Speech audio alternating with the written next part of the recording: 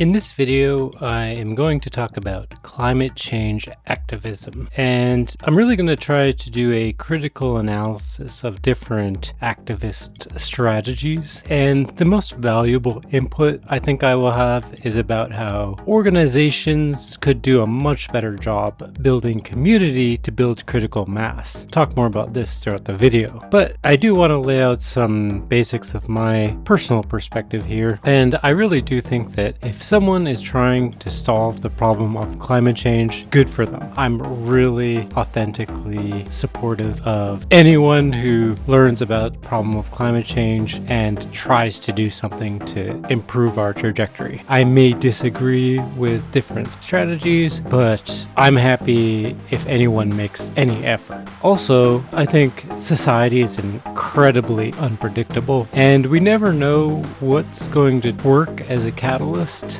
for change. So who am I to criticize what other people are doing? Another important distinction that I want to make here is that I am going to focus largely on government policy rather than changing individual habits. I do think that we need to infiltrate the government from within, and I talk about how we can do that in the climate politics video that I made a while back. But this video is primarily about how we can efficiently work as activists outside of the government, although some of the lessons I'll talk about are very applicable to politics as well. So without further ado, let's get into it.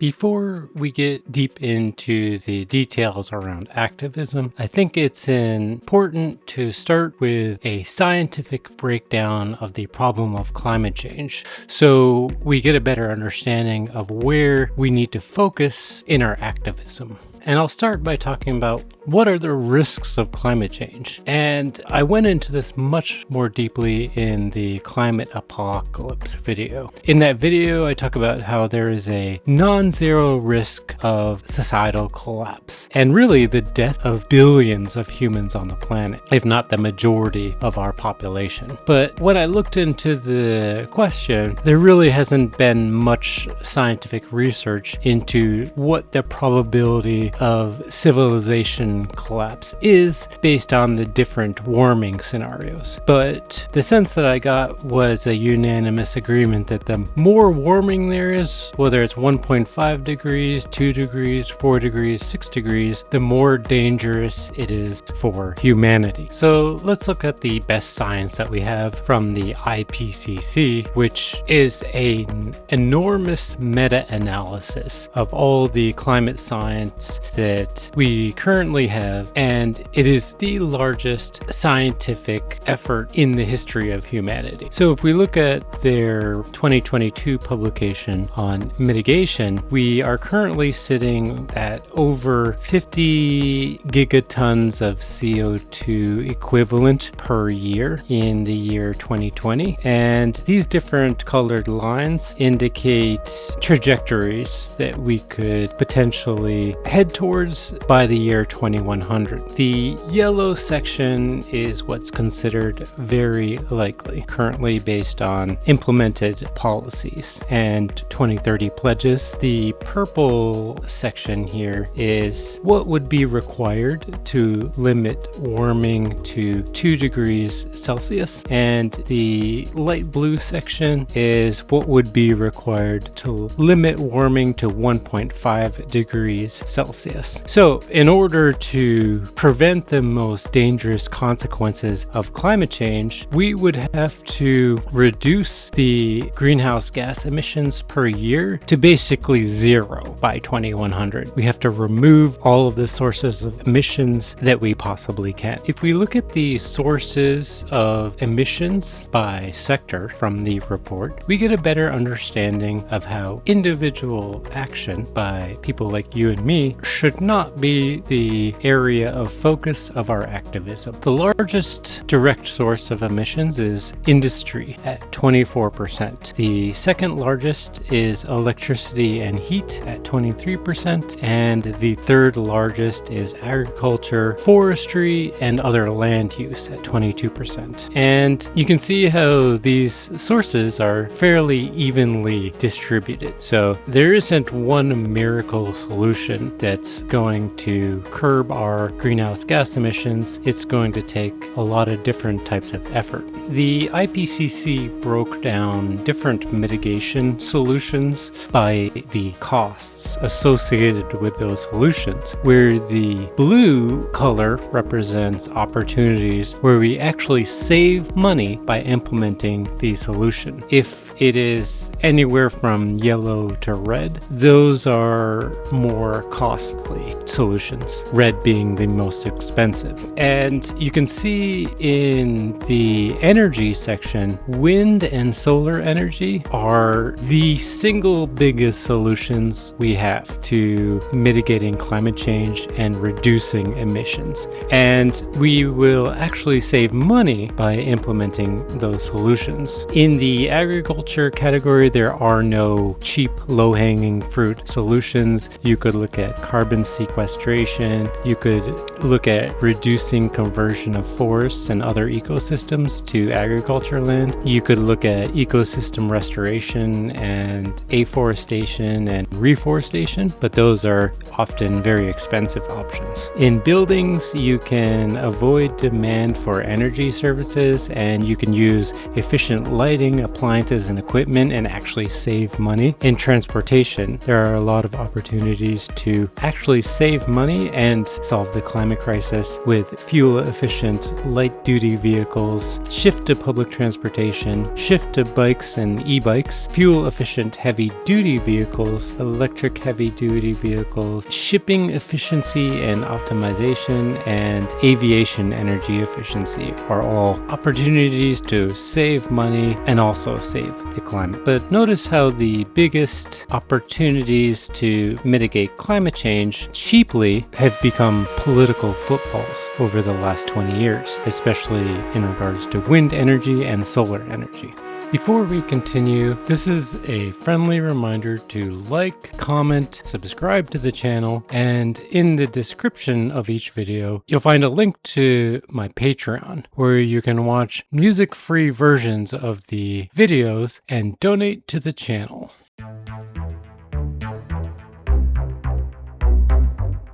So let's briefly look at the different climate change adjacent organizations or activism. And I'd like to start with my favorite category, nonviolent direct action organizations. I like this category because I think the level of activism matches the severity of the risks associated with climate change. These people are using activist strategies that are more controversial in order to garner attention. And I know there's a debate of whether that attention helps or harms the movement. But in this category, you have organizations like Extinction Rebellion, 350.org, who is definitely not as prominent as they were maybe 10 or 20 years ago. You have Greenpeace, you have the Earth Liberation Front, another organization that is not as active as they used to be. And to understand why, check out the great documentary series by Our Changing Climate on Earth Liberation Front activities. Earth Liberation Front is probably the most extreme example of all these mentioned. And if you're looking for a fiction recommendation that kind of matches this type of activism, check out the Monkey Wrench Gang. Most of these organizations have local chapters that have a lot of autonomy, which is cool. So the local chapters, if you join one, you can can help make a decision about where the local organization should focus their attention. This is not true for Greenpeace in my experience. I think Greenpeace is very top-down. They decide what the local campaigns will be. You also have what I would call more vanilla type organizations that do not participate in more controversial strategies like the World Wildlife Fund, Environmental Defense Fund, the Nature Conservancy, Natural Resource Defense Council, Climate Action Network, just to name some of the larger organizations. And from my understanding and experience, these are also mostly very top-down organizations. If you join their local chapters, they're going to have paid activists essentially dictating what the local chapter does. One of my favorite organizations is Citizens Climate Lobby. They have a really unique strategy where all of the volunteers that are involved in the organization basically act as a lobbying force, sending letters to the editor of local newspapers and also writing columns, and also organizing hundreds and thousands of meetings with local government officials in order to promote a carbon pricing strategy, which is a good overall strategy for curbing every type of emission. You also have corporate lobbies. So I mentioned that wind and solar energy are some of the lowest hanging fruit in regards to climate change mitigation, and both of those industries have lobbying organizations that lobby the government in favor of policy that helps those industries. Finally, you also have individual actors. I think the most popular example of this in recent history is Greta Thunberg, but you also have less well-known examples, including people who have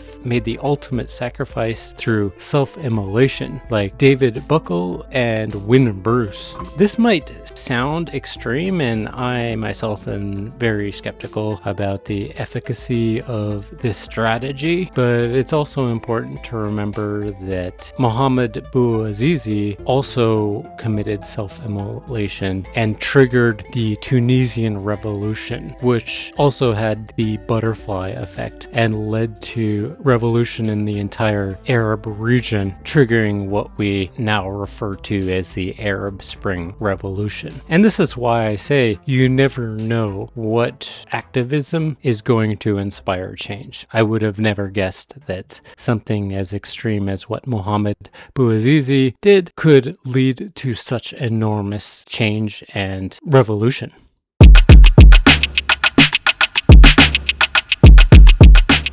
Most of these environmental organizations lobby our governments in one way or another. And the main question I want to think about now is, can these environmental organizations beat out corporate lobbyists from industries that are polluting and adversarial to the environmental movement? And I do think it is sometimes possible, and there have been plenty of good examples where the environmental organizations had a successful effort to change the course of society. But I think overall, especially in regards to climate change, the fossil fuel industries have won the competition, especially in the United States and Canada. It is maybe more possible for the environmental organizations to win if we get critical mass. And so we need huge protests, massive petitions, massive boycotts, and probably also massive labor strikes. I do personally really love Citizens Climate Lobby strategy. I don't think newspapers are as influential as they used to be, so the part of the strategy where the organization has volunteers go to government representatives and lobby the politicians directly in face-to-face meetings is a really fantastic strategy. I also think in regards to lobbying, it would be really cool if corporate lobbyists from the solar and wind industry and others, for example, and the hippie NGO environmental organizations joined forces in their lobbying efforts. This is not something that I've really seen happen. I understand why it might not happen, but I think we need to get over that hurdle if we want to succeed.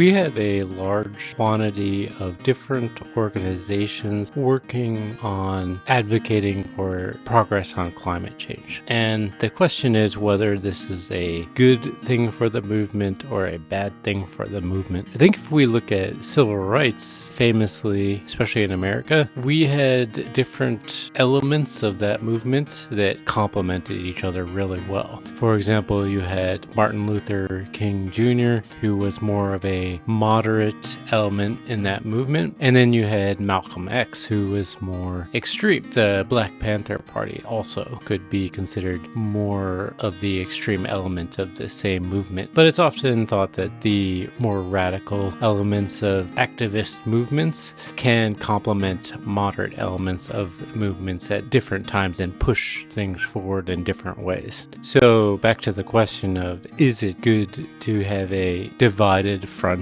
or a single united front in regards to advocating for climate change? I would say that if you look at polls around the world, almost every population in the world thinks that their government should do more in regards to mitigating climate change than what they're currently doing. So I think there's a massive potential to do a lot better on impacting government policy worldwide. Part of the problem is that we often have governments that are not accountable to the people.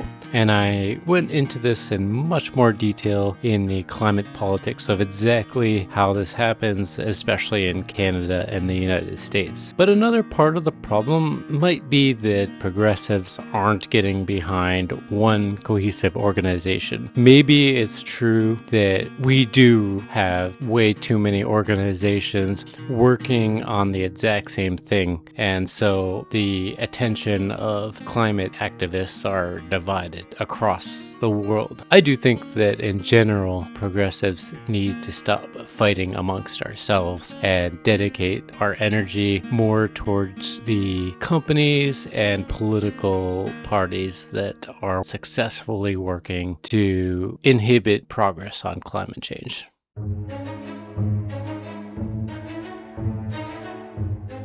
I want to spend some time looking at the problems associated with the environmental movement in general. And one of the best critiques of this movement comes from Robert Putnam's famous book, Bowling Alone. In this book, he generally documents the collapse of community in America. Only a small section of the book looks at the environmental movement, but I think it's extremely telling on why the movement struggles. He shows how participation in environmental organizations grew from 0 to about 4% of the American population from 1960 to 1990. He talks about how membership growth was done mostly via mailing campaigns, and that members are mostly just donors. And in this case, participation and retention is really poor among all these recruits who join by mail.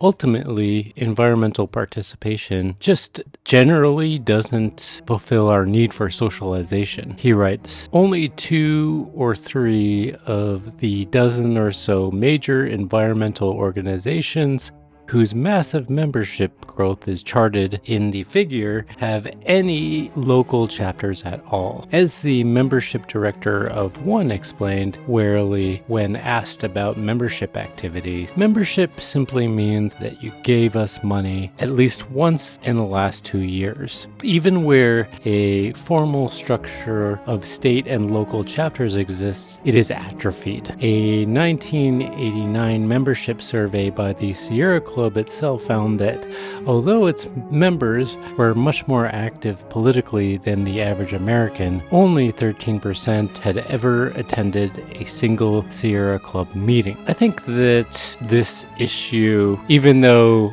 snail mail is no longer as relevant as it was when this book was written, I think the general approach persists today. For example, I wanted to participate in my local New Democrat party because they elected Avi Lewis as leader. And I noticed that they had opportunities available for door knocking, but not much else in terms of volunteering. And I signed up to be on the volunteer list and would instead get multiple emails asking for donations every single day. They just flood your mailbox, but don't really provide any opportunities for socialization. In my climate psychology video, I talked about George Marshall's book, Don't Even Think About It, and he is heavily critical of environmental organizations as well, saying that climate change organizations largely scare the crap out of people with all these scientific data and predictions, but provide absolutely no emotional support at all.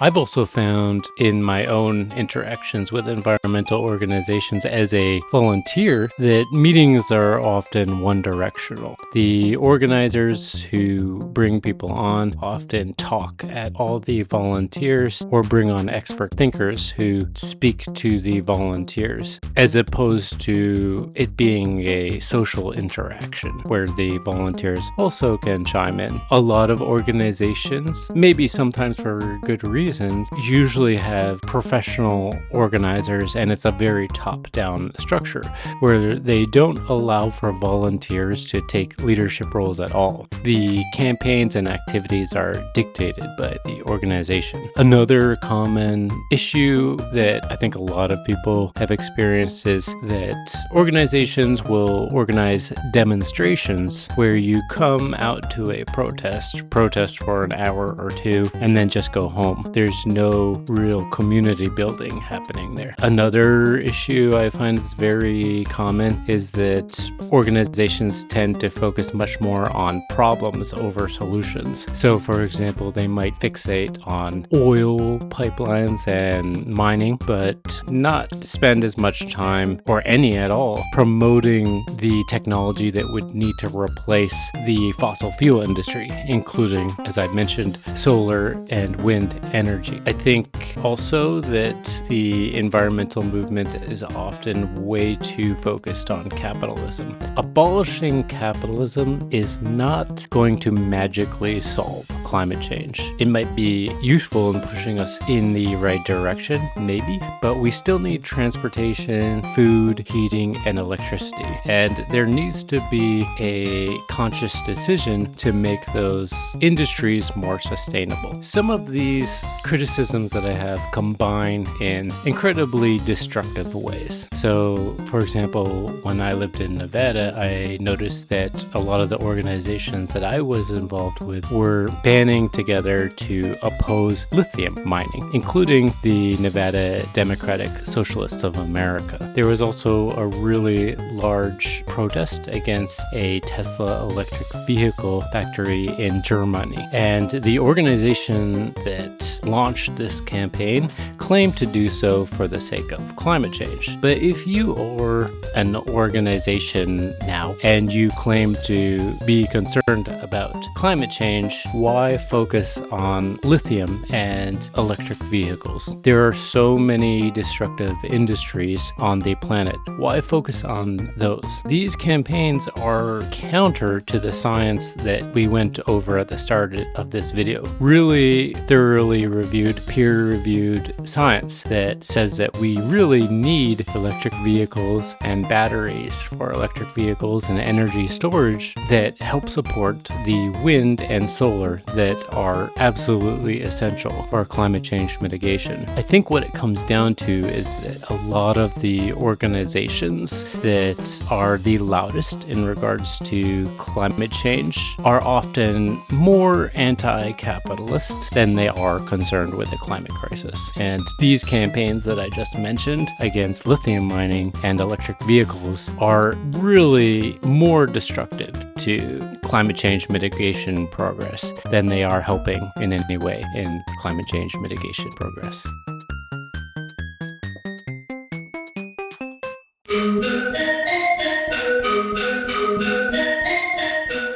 I'm really really disappointed that I read Bowling Alone at such a late point in my life, because as an environmental activist and organizer, I definitely undermined the importance of building community. The book is very long and detailed and focuses on the collapse of community using a lot of really good data in the analysis. Most of the book looks at how often people socialize each week, including political participation in community meetings and having people over, you name it. And with all of these different measurements, we see the same phenomenon happening. The numbers are just collapsing over time. And Putnam doesn't answer the reasons why very clearly, probably because there are multiple factors involved. A large factor is probably the disengagement that we're having with religion in general. Nietzsche said, God is dead. And I think mostly the main impact of this we've thought to be on philosophy and ethics. But when you read Putnam's book, it becomes clear that this almost certainly had an enormous impact on our community involvement, since religious institutions do so much to build community locally. Another factor is that World War II caused unprecedented social cohesion. People really bound together to fight the Nazis at that time. And over the decades following the war, that cohesion naturally broke apart. Over this time as well, from the 60s to the 90s, we saw a change in women's role in society, and women in a large way entered the workforce like they never had before. So they had a lot less time to organize social gatherings and events. And another major factor in the decline of community has to be television. You have to look at there being an enormous competition for our time. And as television became a very dominant part of our lives, we spent less time socializing in person. And the phenomenon of the collapse of socialization has been exacerbated by the internet, social media, and most recently, the coronavirus pandemic.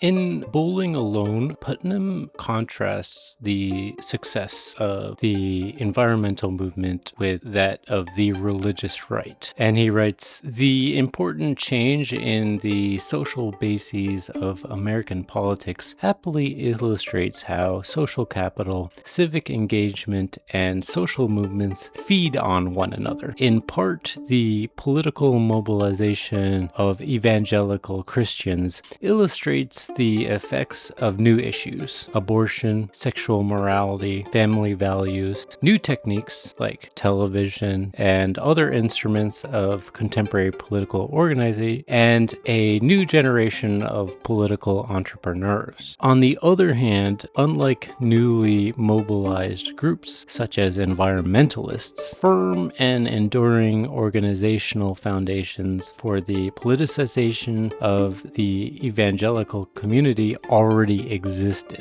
As several close observers of the new evangelical activism have noted, religious people are enmeshed in webs of local churches, channels of religious information, and networks of religious associations that make them readily available for mobilization. So this social movement is both drawing on and replenishing stocks of social capital in at least one portion of American society. So I think it's really obvious what the environmental movement and the climate change movement need to do to be more successful. We need to build community in the same way that Christian evangelicals have a very strong bonded community. I think that environmental organizations need to provide people an opportunity to socialize again. So we're talking about barbecues, barbecues, game nights, sports like softball, having book clubs, and discussion groups. And I think discussion groups are one of my favorite opportunities where you can host discussions, and these discussions can really double as group therapy.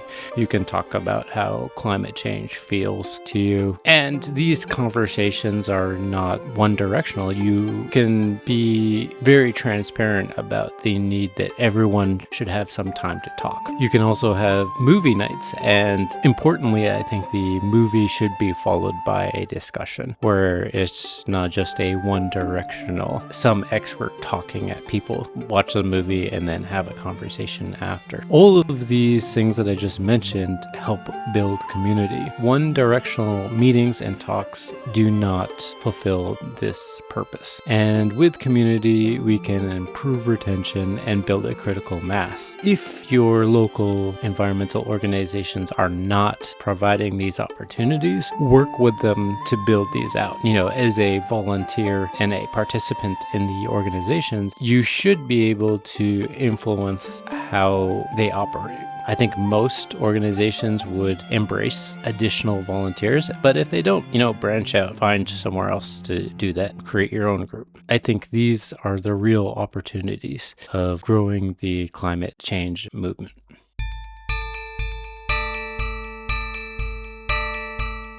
Personally, over 20 years as a climate change activist, I have been involved with a lot of different environmental organizations and political organizations, and by far the best example of community building that I've seen is the Democratic Socialists of America. They had all of the above community building strategies implemented in their organization. Just look at your local chapter and take a look at their calendar, and you'll see this full of activist and social events almost every day of the month. And especially recently, the DSA seems to be having a really big impact on election results. I was involved with the DSA at one point, but I ended up leaving the organization. I was involved in the Bernie Sanders campaign to help get him elected, and after he didn't seem like a viable candidate anymore in American politics, especially running for the president, I was looking for what is a good area to continue the momentum that he built. And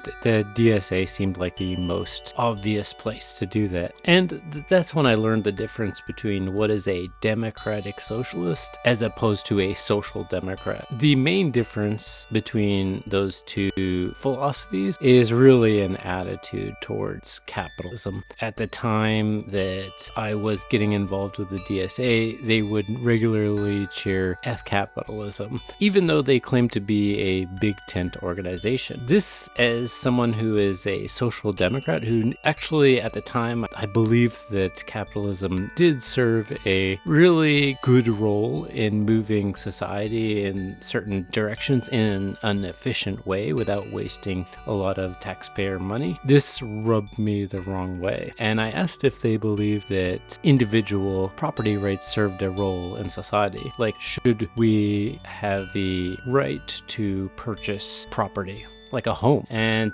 one of the representatives of the organization replied to me and said that they as an organization eventually want to abolish those property rights. And I thought that this was just way too extreme. But now that I look back, I don't think that the guy who was communicating this to me really represented the DSA's mandate. I ended up quitting the DSA at the time, and if you watch my AI socialism video, I explain why I think we will probably naturally need to move to a very pure form of socialism. And if I do end up going back to the United States, I would probably join and get very involved in my local DSA chapter.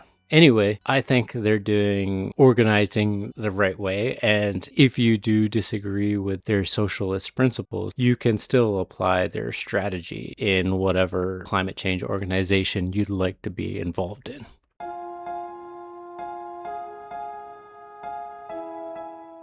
I think especially in a two-party system like the American democratic system, but even in other political systems around the world, I do think that we need a big tent movement to see progress on climate change. And especially, I think we need to make a better and more concerted effort to get along as progressives in society, those of us who do want to see progress on climate change. I think it is important to focus and make a conscious effort to focus on our commonalities rather than our differences. I think the right is doing a much better job of this generally, and it's a huge opportunity for us on the left. And I think the main strategy to ensure this happens is by building community. You know, when you have these discussions online, it quickly spirals into really hostile interactions. And, you know, just go out in public and, you know, meet people in person, and you'll find that if you get involved in these organizations, the interactions are much less extreme. It's a much more fulfilling experience by far. But I also think we need to make a conscious effort to avoid being cliquey and super tribalistic. I've been guilty of this myself over the last few decades in regards to whether young and old activists will socialize and get to know each other. People of different ethnicities, you know, I think we need to welcome each other and make a conscious effort to welcome people of all ethnicities into the movement. I think we need to do a good job of inviting people of different genders and sexual orientations. And like I mentioned in the section about the DSA, I think we need to really make a lot of effort to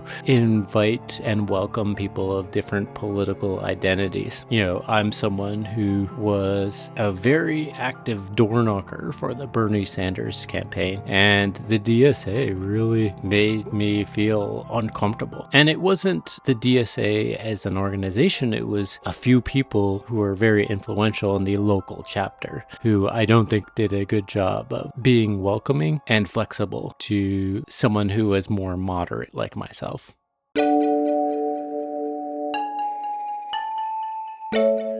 So to conclude, the main thing I really want to emphasize is the importance of community building in climate change organization.